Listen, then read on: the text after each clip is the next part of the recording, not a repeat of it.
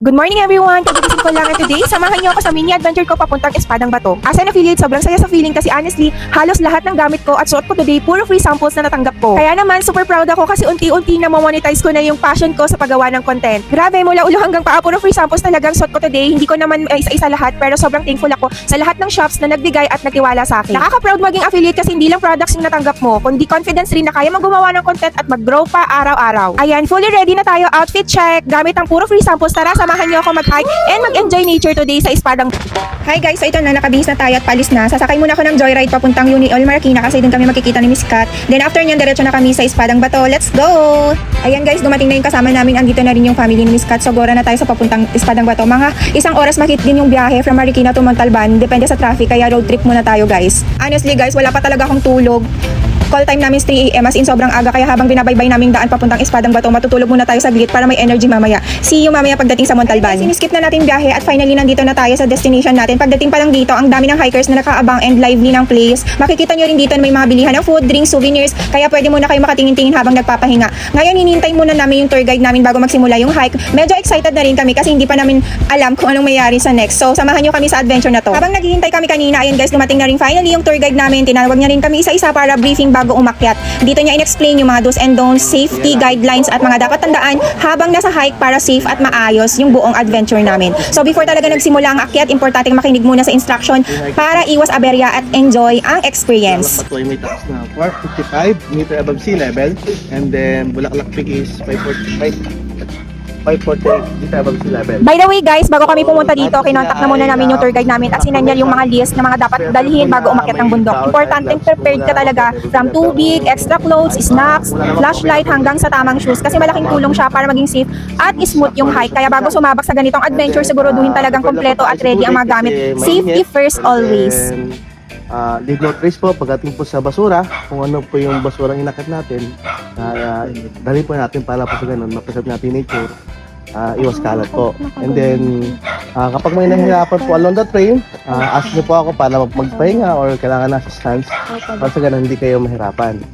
And then guys, tawag dito, medyo marami na yon. Mainam sana kung mauna tayo kasi yung ganong karami, aabutin na kayong tanghali sa pag-iintay. Since dito pa lang binilipin ko na kayo, kapag dito, pagkabigay ng waiver, alis tayo.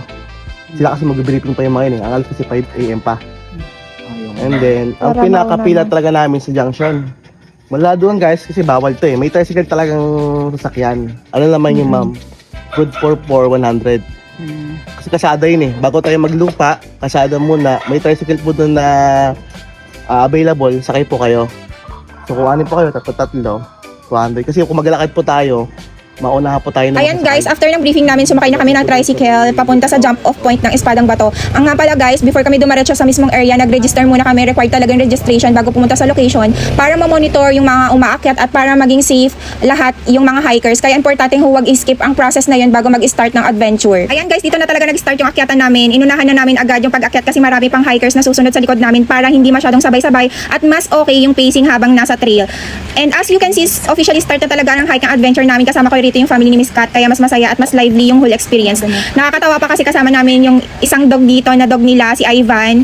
Ayan, grabe, parang mas excited pa siyang umakyat kaysa sa amin. Ang cute niyang kasama habang nagtitrail kami. Ayan guys, ilang minutes na paglalakad at pag-akyat, meron kaming first stop dito. Dito muna pwedeng magpahinga saglit, uminom ng tubig at makahinga bago ituloy yung hike. Sobrang helpful din ng stopover na ganito, lalo na kapag medyo napapagod na habang paakyat. Ayan guys, syempre habang nagpapahinga, hindi mawawala yung konting aura-aura muna. Nagte-take muna tayo ng pictures at spin-flex na rin yung mga free samples na tatanggap from TikTok na gamit ko today. And perfect din kasi pang hiking vibes. Ayan guys, tuloy-tuloy lang tayo sa pag-akyat. Grabe, habang pataas ng pataas, mas mararamdaman mo talaga yung pagod, pero ang saya kasi ang ganda rin ng paligid.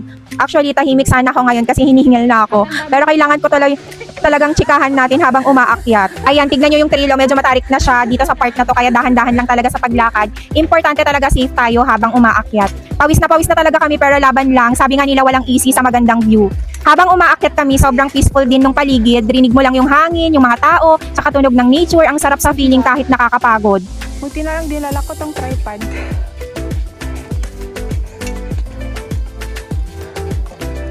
Sabi.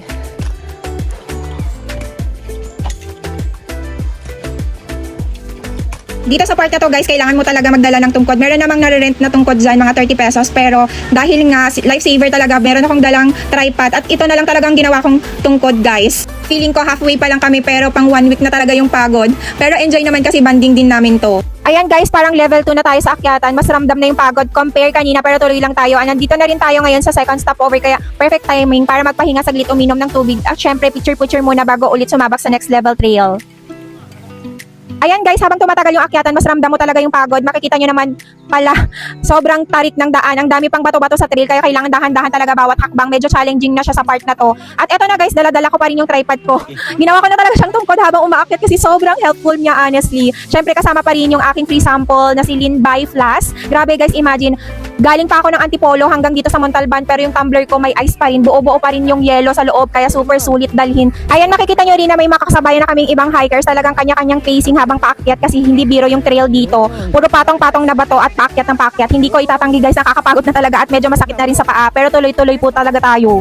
As you can see guys, habang umakyat tayo, nag-affiliate pa rin tayo. Syempre hindi mawawala yan, sayang din naman habang maganda yung background at hiking vibes tayo rito. Work and adventure at the same time talaga. Pero honestly guys, enjoy talaga yung pag-akyat kahit hingal na kami dito. Ang saya pa rin kasi iba yung experience kapag nasa bundok ka. Parang mapapaisip ka na lang talaga worth it lahat ng pagod habang nakikita mo yung nature sa paligid.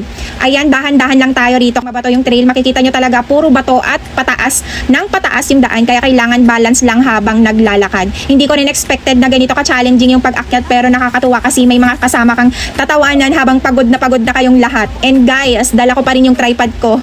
Legit ginawa ko na siyang tungkod kasi malaking tulong talaga siya habang paakyat. Feeling ko multi-purpose siya today. Habang umaakyat kami, may mga nakakasabay kaming mga hikers. Yung iba paakyat pa lang din gaya namin. And nice lang kasi hindi kayo magkakakilala, nagtutulungan at nagbabatian pa rin kayo sa trail. Ayan guys, reminder lang talaga kapag nag-hike kayo, huwag kalimutang magdala ng maraming tubig kasi mabilis maubos ang energy. Pero grabe no, kahit nakakapagod, parang ang peaceful pa rin ng feeling. Walang stress, walang ingay ng city, puro hangin at nature lang. Hindi ko alam kung ilang percent pa kami punta sa taas pero ang alam ko, pagod na ako. Pero push lang ng push kasi bawal sumuko. And syempre habang umaakyat tayo, affiliate pa rin tayo guys, support nyo naman ako. Ayan, tuloy-tuloy lang tayo, isang hakbang kada hinga, papunta na tayo sa tuktok. Okay, one. Guys, as of now, meron na tayong ilang minutes na umaakyat. So, Kinukuha ko.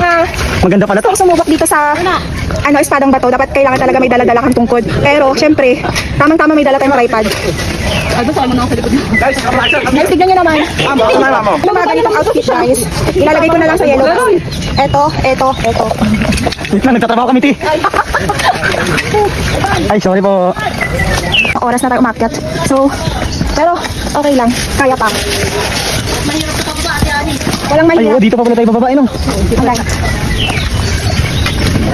Sulit yung pagod pag nakarating tayo dun sa tuktok. Tingnan natin kung magandang habag doon sa sa taas. Ayan guys. Sobrang tirik dito guys. So pag akyat mo, meron kayong hawakan dito. Dapat kailangan talaga may gloves kayo. Pumunta na yung gloves. Di ba perfect? Masakit talaga yung kamay niyo pag walang gloves guys. Ayan, konting-konti na lang makakarating na tayo sa Ay, isa. sige po. As you can see guys, makikita nyo rin sa mga kasama ko na ramdam talaga yung pagod. Tahimik na yung iba habang umakyat kasi focus na lang talaga sa paghinga at sa bawat hakbang. Pero kahit pagod na lahat, tuloy-tuloy pa rin kami at walang sumusuko. At sobrang thankful din kami kasi so far wala namang naging aberya habang umaakyat, walang nasaktan o nadisgrasya sa amin, kaya tuloy-tuloy lang talaga ng maayos yung hike namin. Diyos ko!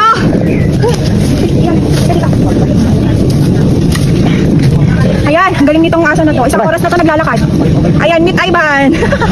Ayan, pagod na rin siya. Mas mabigat tong aso ko to eh. Ha!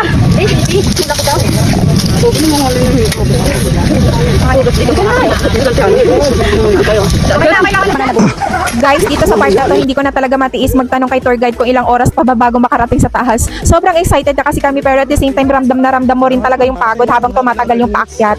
Parang gusto mo na lang talagang makarating agad sa tuktok para makita kung gaano kaganda yung view sa taas. Habang paakyat kasi ng paakyat, mas nararamdaman mo talaga yung sakit sa paa, hingal pero tuloy pa rin kasi sayang naman yung effort natin hanggang dito. Kaya push lang guys, konting tiis na lang talaga. Lagay mo, abang nakit ka. Sa likod. Oo. Kunin mo kasi yung tripod niya, Kuya Ray. Pinopromote niya rin yan. Dalawa kasi. Affiliate ba? Nag-a-affiliate? Opo. Para hindi na. Tapos dun sa summit. Dito pa. May ice pa. May yellow. Linbay Flask. Puro family hike. Ang cute pa.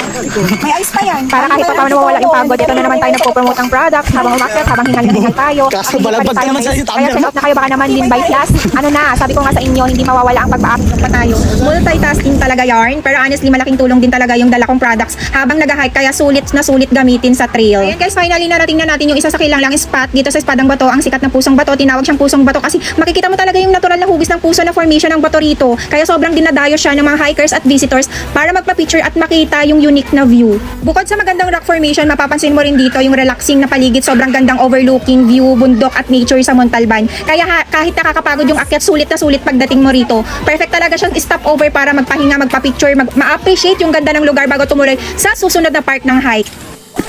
Salamat sa tripod ko. Kaya pag pumunta kayo dito, dapat may tungkod kayo. Pero may mga napupulot na mga kawayan sa tabi-tabi guys.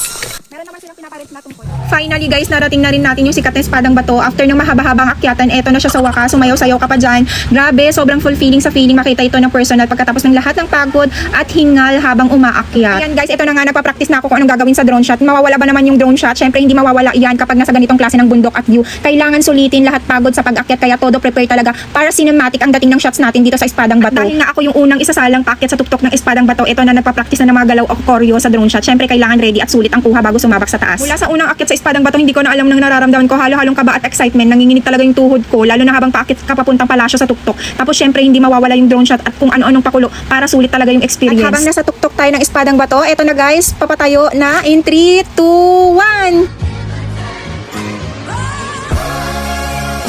Everything that I've read, praise the Lord. Worship Christ with the best of your portions. I know I won't forget all He's done. He's the strength in this race that I run. Every time I look up, I see God's faithfulness, and it shows just how much He is miraculous. I can't keep it to myself. I can't sit here and be still. Everybody I will tell till the whole world is healed. King of kings, Lord of lords, all the things He has in store. From the rich to the poor, all are welcome through the door. You won't ever be the same when you call on Jesus' name. Listen to the words I'm saying. Jesus save me, now I'm saying, and I know God is the Ayan, aura-aurahan muna tayo. Guys, hindi pa tayo tapos ha. May part 2 pa tayo dahil meron pa tayong huling spot na pupuntahan dito sa Espadang Bato. Kaya samahan nyo pa kami dahil may solid pa yung susunod. Wait for part 2!